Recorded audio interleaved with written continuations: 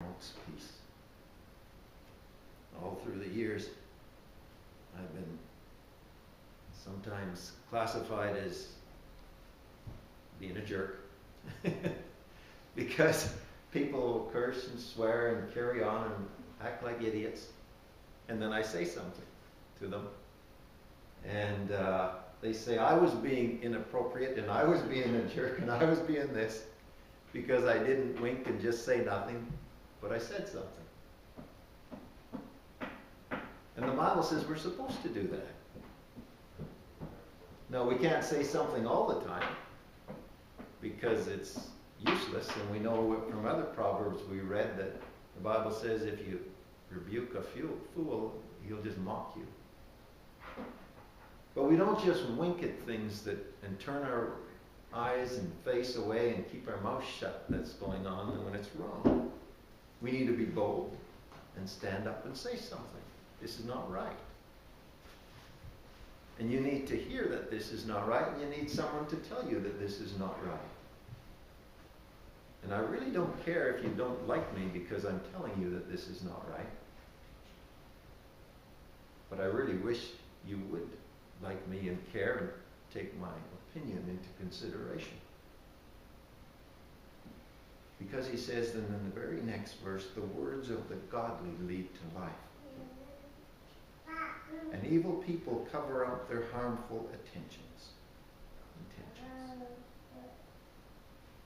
Hatred stirs up quarrels, but love covers all offenses. You see someone that's a quarreling person? You see someone that's always quarreling and creating strife? You can guarantee that in their hearts there's hatred somewhere.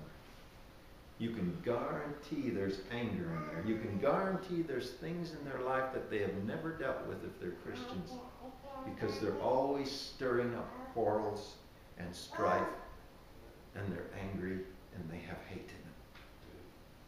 But people who are in touch with the Lord, who search their hearts and want to be right with Him, they understand and grasp a hold of what it means to love and forgive.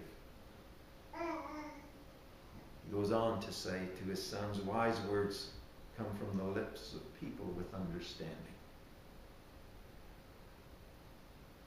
But fools, they're punished with rods. Wise people treasure up knowledge, but a babbling fool just goes around inviting trouble. The earnings of the godly enhance their lives, but evil people squander their money on sin. I like that. You watch people who acquire finances and they use it to enhance their lives, to make a better life for them. And you see how their quality of life is increased. Let me put it to you just in simple terms, what you see on a regular basis. And I'm not saying, and don't take it out of context here now. Because there's people that go on holidays all over the place, and that's good, and there's nothing wrong with it. I'm not speaking against that. But what I'm saying is I see people, as soon as they acquire a bit of finances, and maybe they don't even acquire it, they put it all on credit cards. And they take this money and they go to Las Vegas and they blow their money in foolish places, or they go all over the world and they blow it. And then they have to come back and pay these debts back and cry the blues and try and get someone else to help pay their debts. They've done exactly what Solomon is trying to teach his sons that they shouldn't do.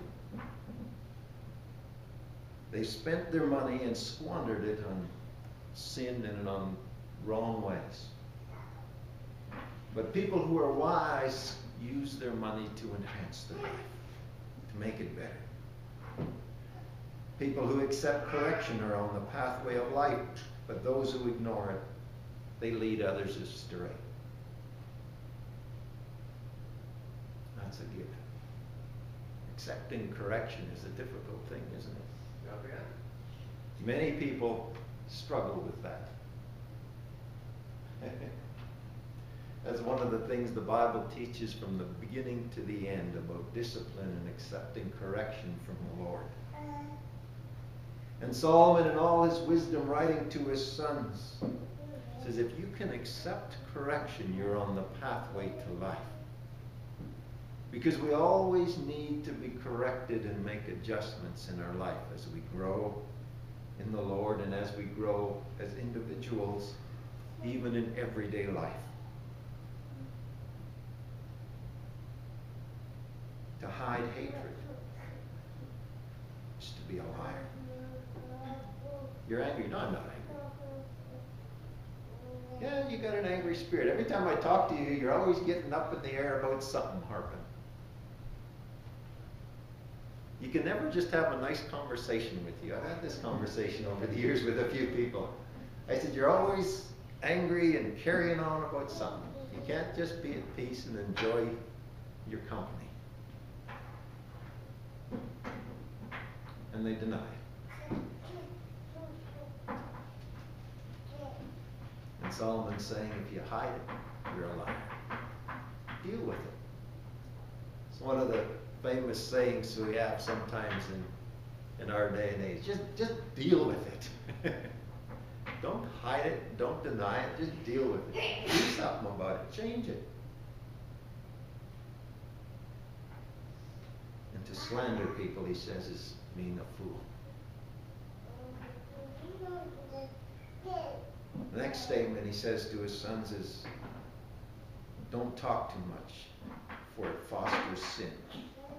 Be sensible and turn off the flow. You like that one, did you? Don't talk too much. I like the famous statement that I read somewhere. Why do you think God gave us 2 ears and 1 mouth? Because we should listen more than we talk.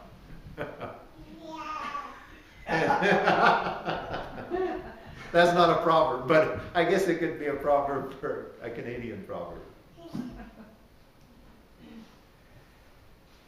We need to do a lot more listening than we do talking at times. And if we talk too much, we sin, it says. So he says, be sensible. Use your common sense. Shut your mouth once in a while. Turn off the flow. The words of the godly are like sterling silver, but the heart of a fool is worthless. And the godly give good advice, but fools are destroyed by their lack of common sense. Have you ever noticed that? You try and have a discussion with someone who's just, pardon my language, but an idiot, and they make no common sense. So you ask them, or let me rephrase that, I ask them questions, and I ask them questions. And then pretty soon they get very angry with me because I ask them questions that show that they're making no common sense at all. Because the Bible, the Bible makes sense. Everything that God teaches us is common sense. And it's common sense for everyday living.